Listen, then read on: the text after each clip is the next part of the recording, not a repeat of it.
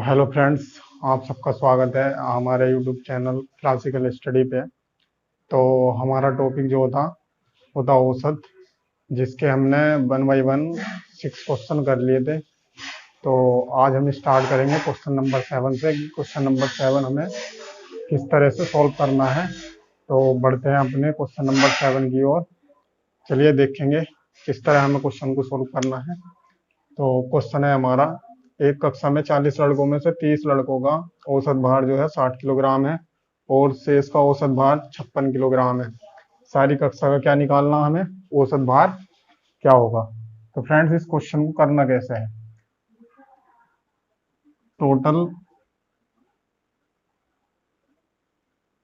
Total जो boys हैं 40 लड़के हैं।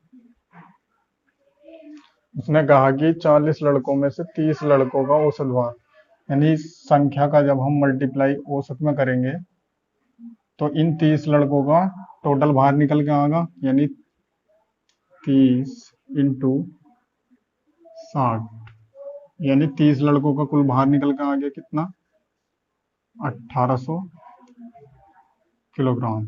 ठीक है भाई। अब उसने कहा कि शेष का औसत भार 56 किलोग्राम है।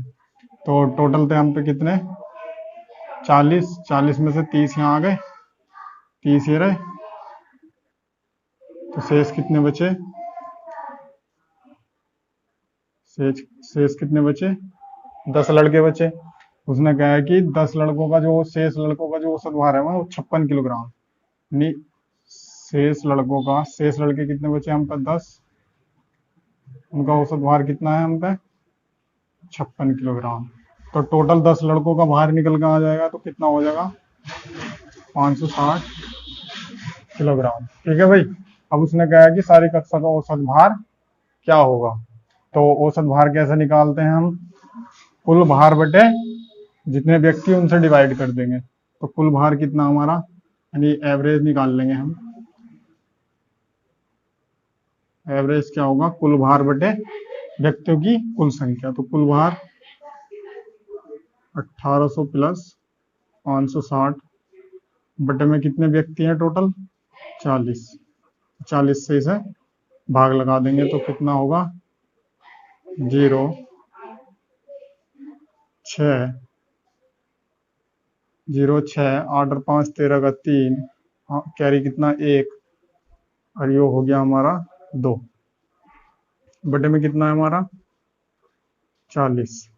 0 से 0 कट गया और 4 से इसे भाग देंगे तो 4 पंजे 20, कैरी कितना 3, 4 नम 36। तो यहाँ से एवरेज कितना आ गया हमारा,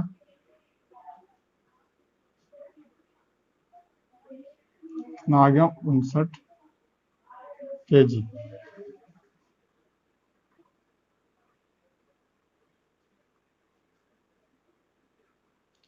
तो क्वेश्चन समझ में आ गया होगा आपकी कि किस तरह से हमें इस क्वेश्चन को सोल्व करना है। अब बढ़ते हैं क्वेश्चन नंबर नेक्स्ट की ओर। तो फ्रेंड्स, समझते हैं क्वेश्चन नंबर 8 को। क्वेश्चन नंबर 8 है हमारा, x संख्याओं का औसत y स्क्वायर है और y संख्याओं का औसत x स्क्वायर है, तब उन सभी संख्याओं का कुल औसत क्या होगा। तो फ्रेंड्स, मैंने आपको बताया था कि जब संख्याओं का मल्टीप्लाई औसत में करते हैं तो उन संख्याओं का योग निकल के आ जाता है, यानी x संख्याओं का योग निकल के आएगा कितना, xy स्क्वायर। ठीक है। और जब इन y संख्याओं का मल्टीप्लाई x स्क्वायर में करेंगे तो उन y संख्याओं का योग निकल के आ जाएगा, यानी x स्क्वायर बाई, उसने कहा तब उन सभी संख्याओं का कुल औसत क्या होगा। तो औसत क्या कहता है हमारा कि संख्याओं का कुल योग बटे में जितनी संख्या है x प्लस y। तो यहाँ से एक्स वाई कॉमन आ गया हमारा, अंदर कितना बचा x प्लस वाई, बटे में कितना है x प्लस वाई। तो एक्स प्लस वाई से x प्लस वाई कट गया, बचा कितना एक्स वाई। तो ये हो रहा हमारा औसत। तो फ्रेंड्स, आशा करते हैं ये क्वेश्चन आपकी समझ में आ गया होगा। तो फ्रेंड्स समझते हैं क्वेश्चन नंबर 9 को कि क्वेश्चन नंबर 9 किस तरह से हमें करना है। एक क्रिकेटर ने पहले टेस्ट मैच में 180 रन बनाए और दूसरे में 258 रन बनाए। उसे तीसरे टेस्ट में कितने रन बनाने चाहिए जिससे कि तीनों टेस्टों में उसके औसत रन 230 हो जाए। तो फ्रेंड्स इस क्वेश्चन को करना कैसे है हमें, पहला टेस्ट मैच, दूसरा टेस्ट मैच, तीसरा टेस्ट मैच। पहले टेस्ट मैच में कितने रन बनाए उसने, 180 रन बनाए। दूसरे टेस्ट मैच में उसने कितने रन बनाए, 258 रन बनाए। तीसरे टेस्ट मैच में कितने, ये मान लो कि x रन बनाने चाहिए उसे। ठीक है फ्रेंड्स, x रन बनाने चाहिए जिससे कि तीनों टेस्टों में उसके औसत रन, यानी जो इनका औसत होगा ना, इनका औसत इन तीनों का, तो इसे जोड़ लेंगे। औसत कैसे निकालते हैं हम, 180 प्लस 258 प्लस x बटे में कितने टेस्ट मैच है, 1 2 3, 3 टेस्ट मैच है तो 3 से डिवाइड कर देंगे। बराबर में औसत रन कितने कह रहे हैं कि वो औसत रन इतना हो जाना चाहिए, 230। ठीक है फ्रेंड्स, तो अब इन्हें क्या करना है, जोड़ना है। 8, ठीक है, 8 और 5, 13 का 3, कैरी 1। ठीक है, 2 और 1 3, और 1 कितना हो गया कैरी दाम पे, हो गया 4, बटे में कितना है 3, बराबर 230। प्लस में x भी है तो प्लस में x रख लेंगे। ठीक है भाई, अब इस आगे सोल्व करेंगे तो 438 प्लस x बराबर 230 मल्टीप्लाई 3, तो 438 प्लस x, 3 3 9, 3 दूनी 6, 0।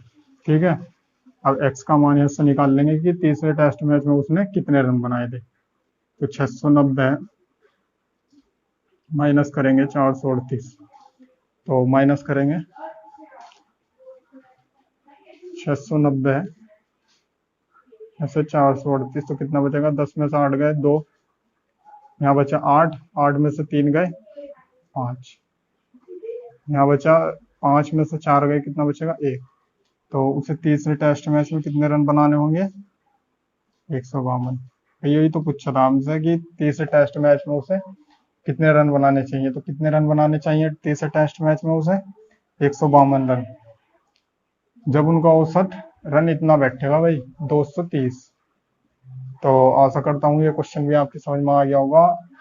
अब बढ़ते हैं क्वेश्चन नंबर नेक्स्ट। तो फ्रेंड्स बढ़ते हैं क्वेश्चन नंबर 10 की ओर। 10 क्वेश्चन किस प्रकार से हमें करना है, पहली 3 संख्याओं का औसत जो है चौथी संख्या का दुगना है। यदि उन सभी चारों संख्याओं का औसत 12 हो तो चौथी संख्या क्या होगी। तो फ्रेंड्स इस क्वेश्चन को हमें करना किस तरह है, तो समझेगा, मतलब किस तरह से हमें करना है। पहले 4 संख्याएं मान लेनी है हमें, कोई सी भी मान लो आप, कोई सी भी मान सकते हो। मैं A B C D मान लेता हूँ।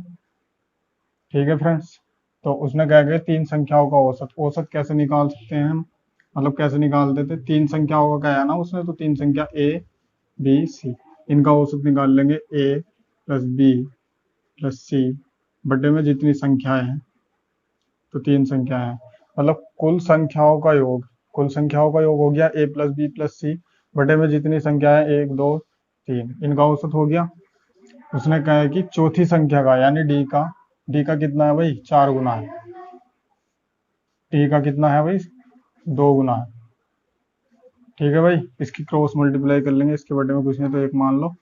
इसकी क्रॉस मल्टीप्लाई करेंगे तो आएगा A plus B plus C बराबर, इसकी इधर करेंगे तो कितना हुआ हमारा 60।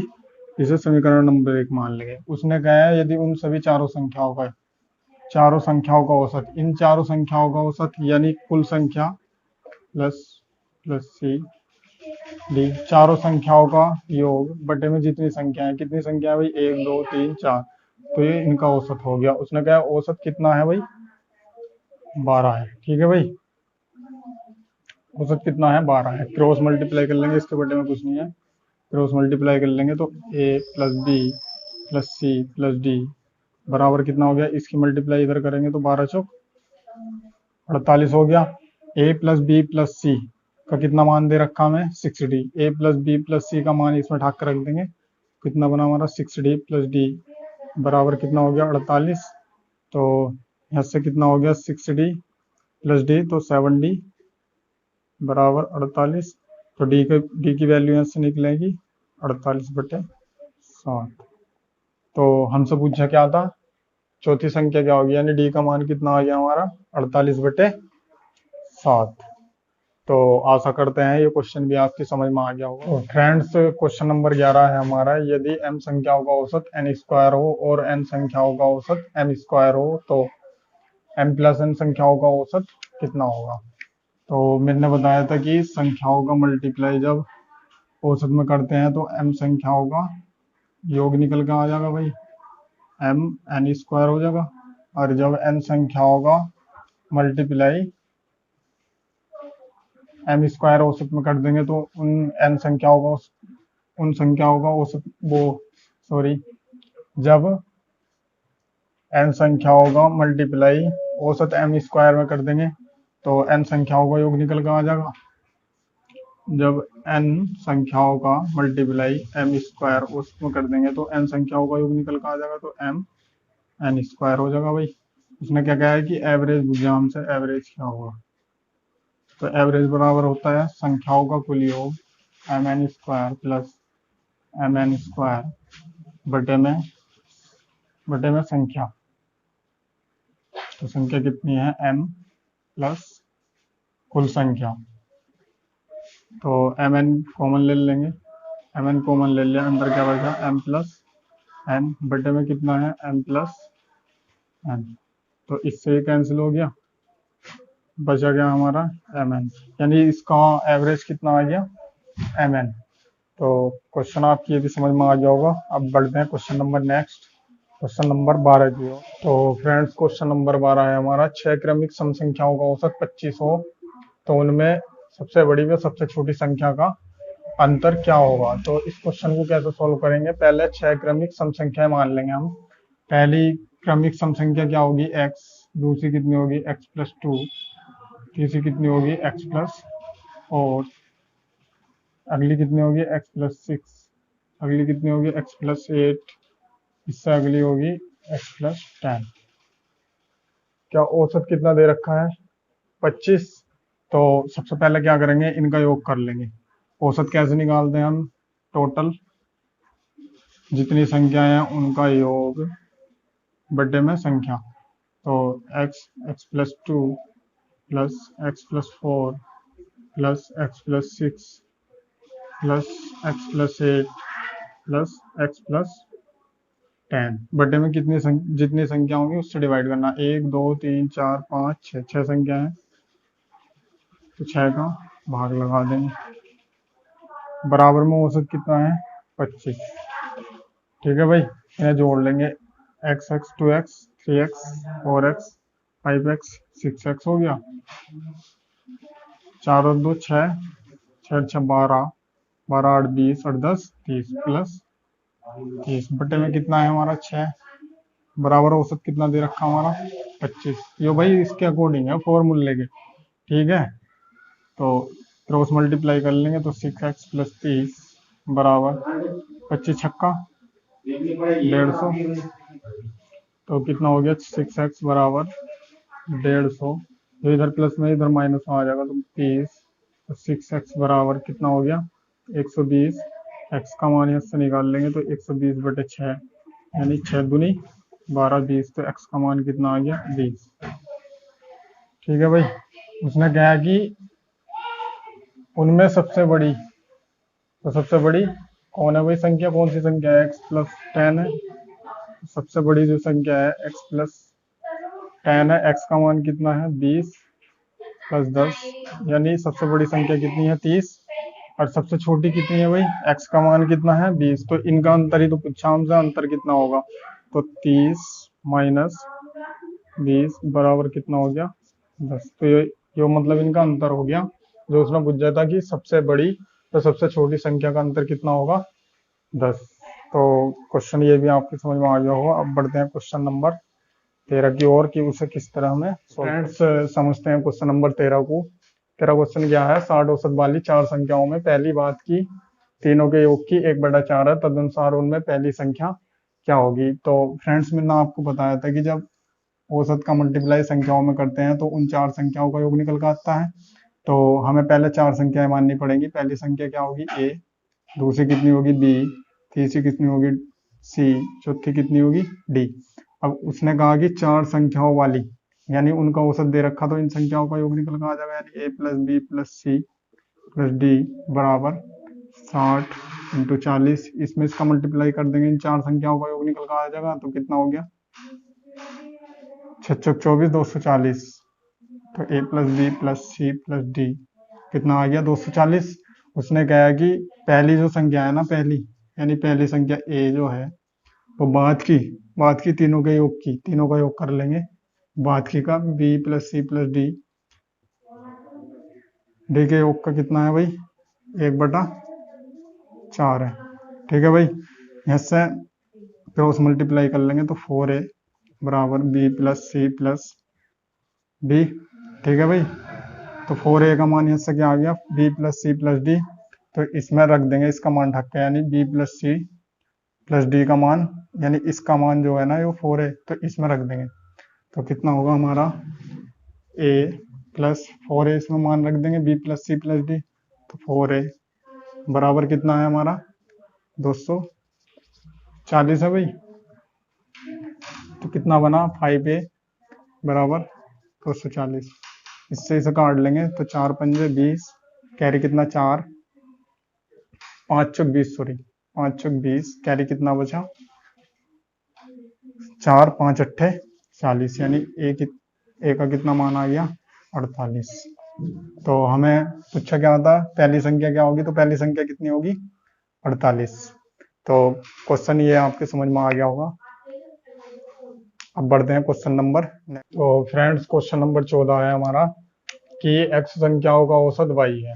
यानी जब हम संख्याओं का मल्टीप्लाई इसमें करते हैं औसत में, तो क्या निकल कर आता है हमारा, उन x संख्याओं का कुल योग। यानी जब x का मल्टीप्लाई y में करेंगे तो x संख्याओं का योग निकल कर आ जाएगा, यानी xy हो गया भाई। अब उसने क्या है कि y संख्याओं का औसत कितना है, x। यानी जब y का मल्टीप्लाई हम x में करेंगे तो y संख्याओं का योग निकल कर आ जाएगा, तो कितना हो गया, xy। ठीक है भाई। अब औसत, हमें सभी संख्याओं का औसत क्या होगा ये निकालना है। तो औसत कैसे निकालते हैं, यानी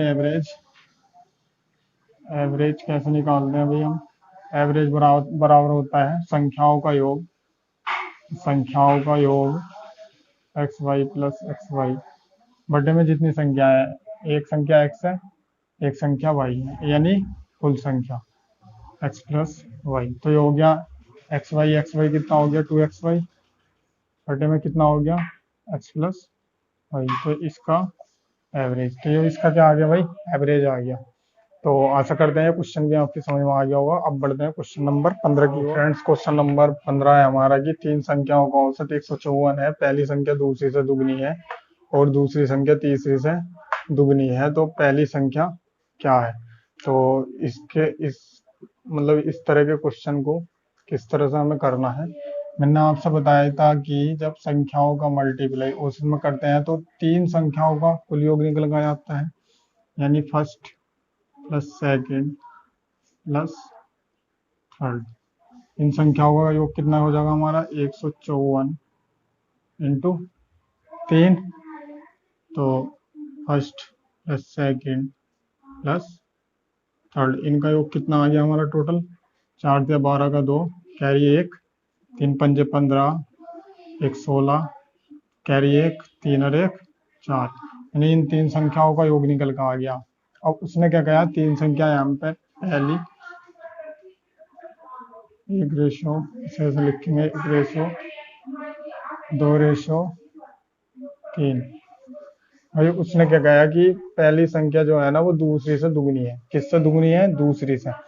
यदि दूसरी संख्या हमारी 2 है ना, तो उसने कहा दूसरी संख्या से दुगनी है पहली। तो पहली कितनी होगी हमारी 4, तो जब तो इसका दुगना होगा 4 हो गई।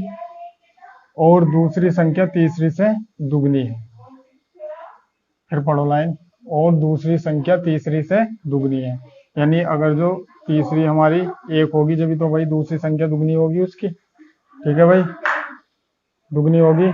तो हमें रेशो में मान पता चल गया कि कितना है उनका, मतलब पहली संख्या कितनी है 4, दूसरी संख्या कितनी है 2, तीसरी संख्या कितनी है 1।